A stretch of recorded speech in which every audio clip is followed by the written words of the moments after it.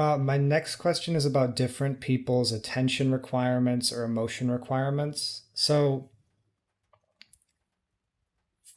to do a lot of the work, it seems like you have to be operating pretty well within the world. Like you're not running off and, uh, Absolutely. yes, just Absolutely. seeking spirituality wherever you can find it, or what, like becoming a hermit or whatever. So, to that extent, you're satisfying some of your psychological requirements, like the attention requirement or your need for some emotionality or excitement in your life, however, you're satisfying it. Some patterns of behavior, my question is which ones need to be satisfied so then you can do your work, and Good. which ones need to be catered to, and which ones should be recognized and hopefully diminished. Okay, good. So I can give an Well, example. it's true that people need, uh, say, for example, attention. However, that need can be downregulated. In other words, it's like food. If your body can get used to eating very little Mm-hmm. or a lot. The same thing with attention. I mean, and some people are more greedy than others, and some people are more, yeah, they're more gluttonous for attention, and you can see that all around. Now,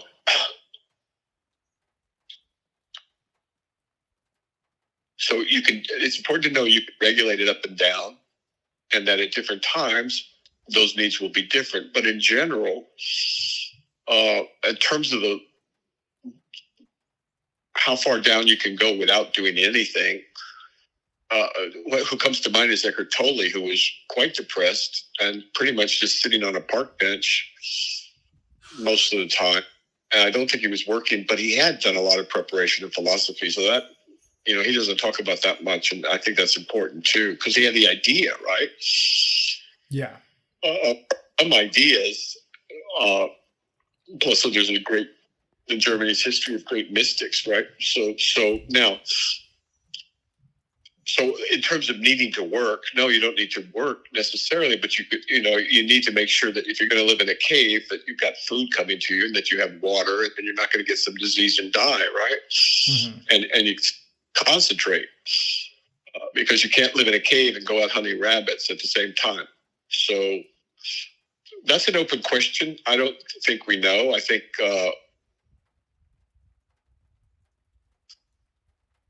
but in order for it, and also traditions are different. For example, in the Buddhist tradition, you leave your family, you leave everything, and for young males of a certain ilk, not all of them, but some of them, they go into a monastery and then they come out and they're bodhisattvas. Mm-hmm. In the Tao Te Ching, it says that all beings work without exception. And so I tend to think that's true. Now they're working, but they're doing a different kind of work. In the Sufi tradition, the idea is to come out with a complete man, one who can work and contribute at any level. And yeah, so there's not precluded. In Hindu, I don't know the details of the different. And Hindu is not just one tradition; it's many different traditions. And so it's something of depends on the tradition, and it also depends on the individual. And so I'm loath to get too concrete about it, but in general, you need a balance, because if you're unbalanced in any way, it's going to show up. Because the journey of 1,000 miles begins with a single step, but it's important that step be in the right direction.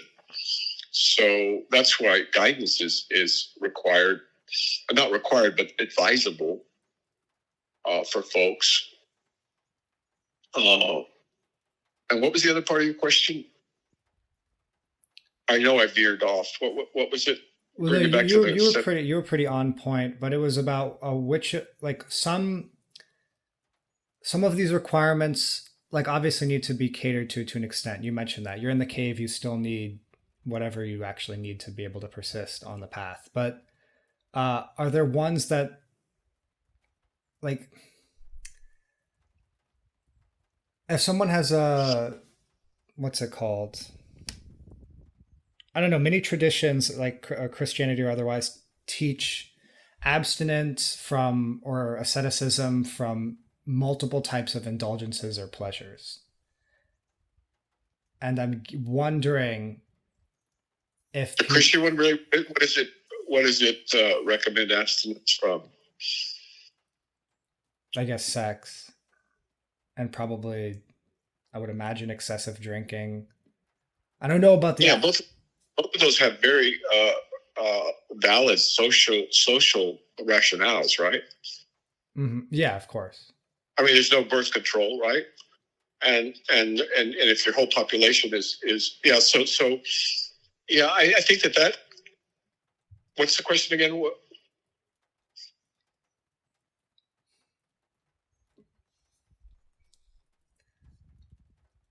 I guess. Yeah, I mean, you're serious. You can't be whoring around, and you can't be drunk on your ass. You're not going to learn anything, right? You can't be too emotional, except for love, right? Because if you're feeling angry, you can't learn anything. If you're feeling anxious, you can't learn anything. So strong emotion interferes with learning. So here's my Uh, uh, counter question to that. You can't be whoring around. You can't be, getting drunk on your bum.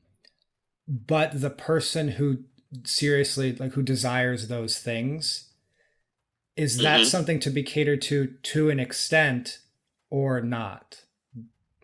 Because of its getting in the way of the path. You know what I mean? Do you see what I mean? Okay, now we're getting to higher. I mean, okay, let's talk concretely. What vice in particular are you asking about?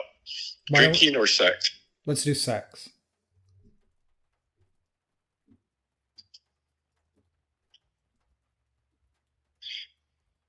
I think the prohibition is against sexual misconduct, not against sex.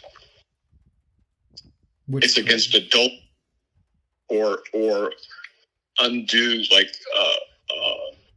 desire for somebody else's wife or something like that. I think that it's really practical. Okay. It's really kind of a guide. It's like if you wanted to learn anything, you don't, you have to focus. And if you're worried that your girlfriend's pregnant, or you're worried that, your gambling debts are going to come after you, you can't really focus very well in anything, that for that matter. And so the wise tend to stay away from too much of anything, because who needs them, right? So then my I mean, maybe follow.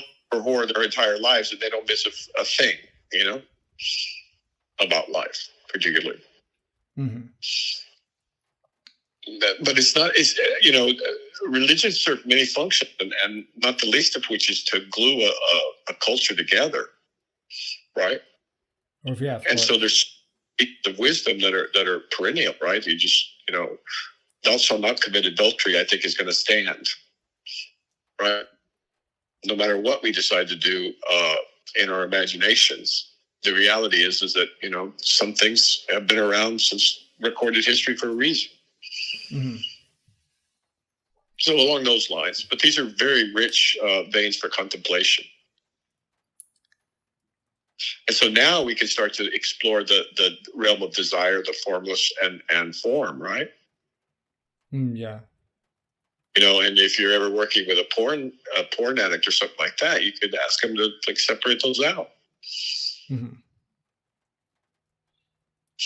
Also in the formless, of course, forgive me for going back, but that's the whole realm of well, oh boy. Form is created by the brain. Yes. Okay. And does not exist in reality. Right. Which is very hard to contemplate that for a while. But, those things are cool, are good towards the truth of this matter. All right? Yeah. Just to clarify. These vices have been vices since before, as long as there's been recorded history. Mm-hmm. Too much sex, gambling, booze, whatever it is, too much of it is not the way.